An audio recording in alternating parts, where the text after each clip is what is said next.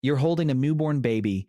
Everyone in the room is leaning in, and one by one, they all say the same thing. Oh my God, he has his father's nose. And the father, standing there, puffs up with pride like he just personally invented that nose. Here's the thing nobody in that room is saying out loud. For almost the entire history of our species, that man had absolutely no way of knowing if that baby was actually his. None. Zero. So how did ancient humans know who the father was? The short answer is they didn't, they couldn't, and the lengths they went to in order to deal with that one tiny problem accidentally built half of human society. And one group of humans came up with a solution so strange that I need you to stay with me, because it involves a baby having four fathers on purpose, and it worked. Let's start with the uncomfortable biology. A mother always knows the baby is hers. She was, extremely present for the entire event. There is no version of that story where she's confused about it. But a father? A father is running on pure trust and vibes. Until about 30 years ago, when DNA testing showed up, there was no method on Earth, no test, no trick, no clever inspection that could tell a man for certain that a child was his.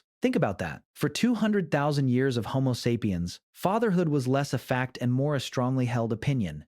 And this drove ancient men quietly insane. Anthropologists have a polite phrase for it, paternity uncertainty, which is a very academic way of describing a guy lying awake at night doing math. And the way men coped with this was to watch, constantly, to guard, to hover, to keep tabs on where their partner was and who she was with. Evolutionary psychologists call this mate guarding. You know it by its modern name, which is checking someone's phone at 2 a.m. and pretending you were just turning off the brightness. We did not invent jealousy. We inherited it from a very anxious man squinting across a campfire 50,000 years ago. But here's where it gets good, because humans didn't just stew in the anxiety. They built an entire script to manage it, and you are still reading from that script today. There's a famous study by two researchers, Daly and Wilson, who asked a simple question. When a baby is born, who does everyone say it looks like? You already know the answer. It's the father. Across wildly different cultures, the moment a baby arrives, the room fills up with people insisting the baby is the spitting image of dad, even when the baby looks like a furious dinner roll. And one researcher, Paula Bressan, modeled out why this happens, and the conclusion is delightfully sneaky. Newborns are basically anonymous. They don't actually look like anyone yet.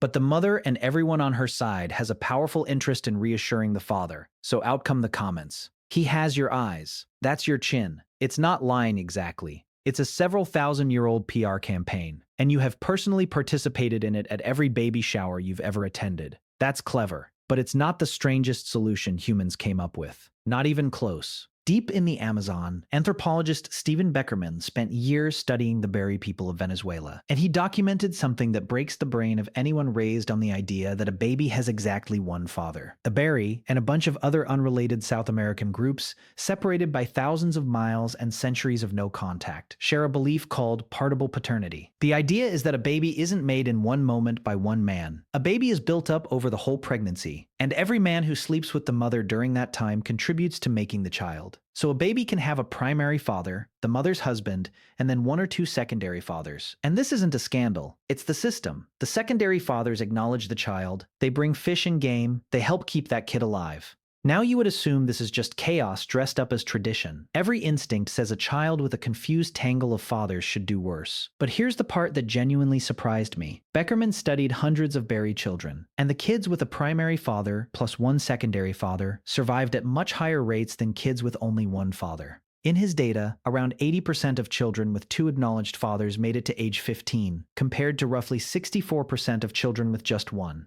16 extra percentage points of survival, bought with the simple trick of spreading fatherhood across more than one man. More fathers meant more food, more protection, more backup if your primary dad died or wandered off. Among another group, the Ashe of Paraguay, having an extra acknowledged father helped shield children from violence. These people looked at the unsolvable problem of paternity, and instead of fighting it, they leaned all the way in. They turned uncertainty into a survival strategy. We will get to why this should feel weirdly familiar to you in your group chat. But first, I have to point out what the rest of humanity did instead, because most of us went the opposite direction. Most human societies took one look at paternity uncertainty and decided the solution was control. If you can't know the baby is yours, you make absolutely sure no other man gets near the mother. This is the deep, ancient root of an enormous amount of human culture. The whole arrangement anthropologists describe as the original bargain, where a man provides food and protection in exchange for confidence that the children are his. is built on top of this single anxiety. And in many early human groups, especially before farming and inheritance made dads obsessed with passing down property, kinship was simply traced through the mother, because she was the only sure thing.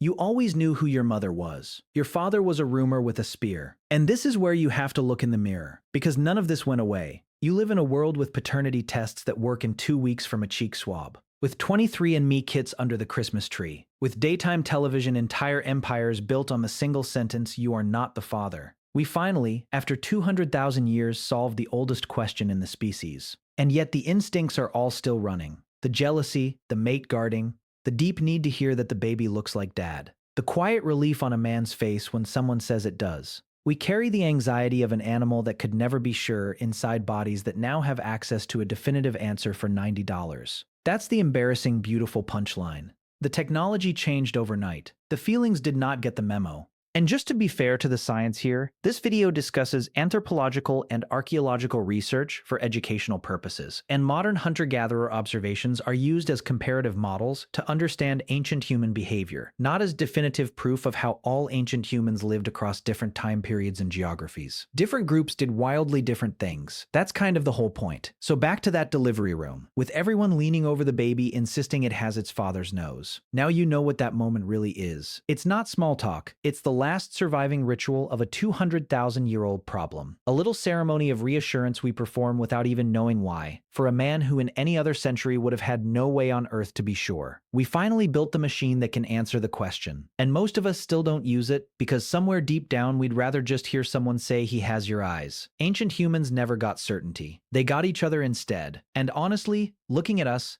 I'm not sure we ever really wanted the certainty either.